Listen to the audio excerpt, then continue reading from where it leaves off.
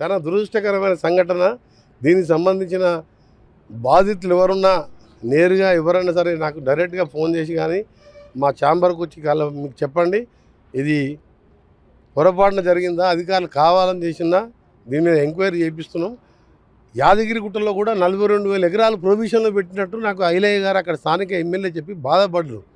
ఏది 3 నెలల కింద. ఇది ఇవాళ బయట పెట్టిన ప్రతిపక్షాలు. నేను ఆ రోజే ముఖ్యమంత్రి గారికి చెప్పిన, యాదగిరిగుట్టలో ఈ విధంగా 42,000 ఎకరాలు ప్రొవిజన్ అని చెప్పి తాత ముత్తాతల ఆస్తులు ప్రొవిజన్లో పెట్టిరని చెప్పి ఆ ప్రాంతాల్లో రైతులు ప్రజలు మధ్యతరగతి వాళ్ళు యాదగిరిగుట్ట మున్సిపాలిటీ నిద్రపోకుండా ఎమ్మెల్యే దగ్గర నా దగ్గర తిరిగితే గతంలోనే నేను చెప్పిన. మీరు ఇప్పుడు ఇవ్వాలి చెప్తున్నాను, ఆ రోజే చెప్పి దాని గురించి మీరు భయపడద్దు, నేను దీపిస్తానని ముఖ్యమంత్రి గారు. ఇది ఎవరో ఉద్దేశపూర్వకం చేసినట్టుగా అనిపిస్తుంది కాబట్టి తప్పకుండా దీని బాధ్యులైన అధికారులపై చర్య తీసుకుంటాం. ముఖ్యమంత్రి గారు కూడా నిన్న చర్చించడం జరిగింది.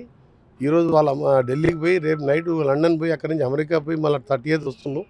వచ్చిన తర్వాత దీని మీద పూర్తిగా చర్చించి నెక్స్ట్ క్యాబినెట్ మీటింగ్లో ముఖ్యమంత్రి గారితో మాట్లాడి, ముఖ్యమంత్రి గారు కూడా నిన్న చెప్పడం జరిగింది, ఎవరు కూడా ప్రైవేట్కి సంబంధించిన భూములలో తీసేసే అవసరం లేదు, మీరు వాళ్ళు ఆన్లైన్లో అప్లై చేసుకునేది ఇవన్నీ అవసరం లేదు.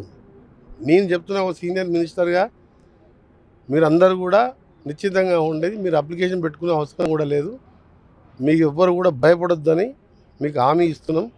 మా ప్రభుత్వం ఈరోజు ఎవరో కొందరు చేసిన దానికి మీరు ఎవరు కూడా మా ప్రభుత్వం మీద మీరు అపనమ్మకం పెట్టుకోకండి. బాధ్యులపై చర్య తీసుకుంటాం. మీరందరూ నిశ్చితంగా నల్గొండ జిల్లాలో కూడా జరిగినాయి, చండూరు ఈ ఏరియాలో మరిగూడెం ప్రాంతం, ఇవన్నీ కూడా బయటకు వస్తాయి. హరీష్ రావు చెప్తుండ్రు 30% కమిషన్ తీసుకుంటారు నిషేధ జాబితాలో. అవన్నీ ఎంక్వైరీలో బయటపడుతుంది, ఎవరు తీసుకుంటున్నారు, ఏం తీసుకుంటున్నారు, ఆఫీసర్లా ఎవరు ఏందని బయటపడుతుంది. కాబట్టి ముఖ్యమంత్రి గారు కూడా సీరియస్గా ఉన్నారు. ముఖ్యమంత్రి ఇల్లు వచ్చిందని చెప్తుంది కదా, అంటే దీని మీద ఎందుకు వదిలిపెడతాం మేము? మా ప్రభుత్వం ఇల్లు వచ్చింది కాబట్టి ఇప్పుడు బయటకు సీఎం ఇల్లు వచ్చిందని కాదు, యాదగిరిగుట్టలో 43 ఎకరాలు పోతే అక్కడ ఎమ్మెల్యే గారు ప్రజలందరూ ధర్నాలు చేస్తుంటే ఎమ్మెల్యే గారు అధికార పక్షమైన కూడా నాకు చెప్తే నేను ముఖ్యమంత్రి గారు చర్చించినది. ఇప్పుడు ముఖ్యమంత్రి గారు అప్పటికి ప్రొవిజన్లో ముఖ్యమంత్రి గారు ఇల్లు ఉన్నట్టు రాలే. నేను ఊరుకున్న అధికార పార్టీ అయితేంది, ప్రజల పక్షాన ఉంటాం మేము. ఎవరు బాధితులు ఎవరు బయటికి రాలే, ఇప్పుడు బయటకు వచ్చింది కాబట్టి నేను 4 నెలల కిందనే యాదగిరిగుట్ట బయట పెట్టిన. ఈ అవినీతి అక్రమాలపై వైట్ పేపర్ రిలీజ్ చేయాలని చెప్పి బీఆర్ఎస్ డిమాండ్ చేస్తారు. తప్పకుండా నేనే చెప్తున్నా కదా, దీని మీద రేపు సీఎం గారు అమెరికాకి వెళ్ళి వచ్చిన తర్వాత వైట్ పేపర్ కాదు టోటల్గా ఎంక్వైరీ ఇస్తాం. అసెంబ్లీలో ప్రతి విషయంలో మేము వైట్ పేపర్ పెట్టినాం. అది థర్మల్ ప్లాంట్ కానీ, వైటీపీఎస్ కానీ, ల్యాండ్ కేసులు కానీ, అది కార్ రేసింగ్ కానీ, అన్నిటి మీద పారదర్శకంగా ఉన్నాము. ఎవరిని కావాలని ఇప్పటివరకు ఎవరిని అరెస్ట్ చేయలేదు. పక్క రాష్ట్రంలో చూడండి ఎంతమందిని అధికార పార్టీ వాళ్ళు ప్రతిపక్షాన్ని అరెస్ట్ చేస్తున్నాం, మీరు చూస్తున్నారు కదా. మేము ఇందులో మాత్రం వదిలిపెట్టే ముచ్చలేదు. ఇవాళ మధ్యతరగతి వాళ్ళు అపార్ట్మెంట్లో ఉన్న వాళ్ళు కూడా నాకు ఎంతోమంది ఫోన్ చేస్తున్నారు. అదే చేసి ఉంటారని చెప్పి అనుకుంటున్నాం.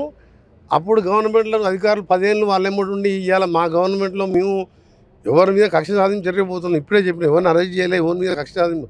అప్పుడు అధికారంలో 10 ఏళ్ళన్న అధికారులను కూడా మంచి పోస్టింగ్లు ఇచ్చినాం. మా మంచితనం ఇవాళ దాన్ని అడ్డం తీసుకొని ఎవరైనా చేసి ఉండొచ్చు, తప్పకుండా బయటకు వస్తుంది. అంటే కొంతమంది మామూలుగా చెప్తున్నారు, ఇంకా దీని మీద మీరు అంటే ప్రభుత్వం సారీ చెప్పినప్పుడు కూడా పొంగులేటి రిజైన్ చేయాలని చెప్పి చెప్తున్నటువంటి. అరే దీంట్లో తప్పవరదో తెలిసిన తర్వాత ఎవరు రిజైన్ చేయాలి, ఏ అధికారి మీద చర్య తీసుకోవాలని బయటపడుతుంది. దీని మీద ఎటువంటి చర్య మేము వెనకాడుకు ముగియలేదు.